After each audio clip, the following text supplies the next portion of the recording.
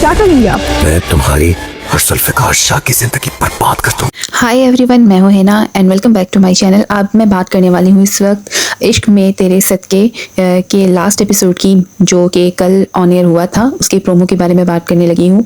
जो नूर है वो तो बेचारी मुस्तकिल हम देख रहे हैं कि किसी न किसी मुश्किल में फंसती चली जा रही है। एक मुश्किल हल होती है कि दूसरी उसका इंतज़ार कर रही होती है। तो अब ये हो गया कि आखिरकार इतनी एपिसोड्स गुजारने के बाद उसकी जो शादी है वो किसी तरह से जुल्फ़िकार शाह के साथ हो जाती है। लेकिन उसकी बैड लक जो है वो ये कि जब वो घर जाती है तो उसका जिस तरह से वेलकम किया जाता है उसके फादर इन लॉ की तरफ से, तो वैसे उसका नाशुक्रापन यहाँ नूर का नज़र आता है। अब इतनी तो तकलीफ़ उठाएगी, लेकिन वो जुल्फ़िकार शाह को बिला वजह रिस्पॉन्सिबल बना रही है इस सब सिचुएशन के लिए। हालांकि उसको शुक्र अदा करना चाहिए कि टॉक्सिक इंसान से उसकी जान छूट गई, लेकिन अगर वो शुक्र अदा करेगी तो ड्रामे में बाकी क्या रह जाएगा। तो कहानी तो किसी ना किसी तरीके से भी आगे बढ़ेगी। तो उसमें अब ये होने वाला है कि हम ये देख रहे हैं कि अब जो है उसकी तबीयत ख़राब हो जाती है नूर की।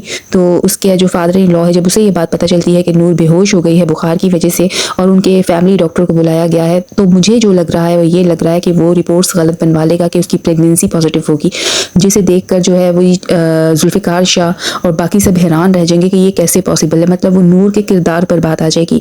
अब यहाँ पे जुल्फ़िकार शाह जो है उसका इम्तिहान भी है कि वो नूर से मोहब्बत की दावे तो बहुत करता था, पर अब उसे निभाएगा, उसका ट्रस्ट करेगा या फिर रिपोर्ट को सच मान लेगा। लेकिन मुझे ऐसा लगता है कि वो नूर पर ट्रस्ट करेगा और अपने बाप की हकीकत भी उसके सामने इस तरह खुल जाएगी कि उसका बाप कितना गिरा हुआ इंसान है। देखते हैं कि इस एपिसोड में, आज के एपिसोड में क्या होता है।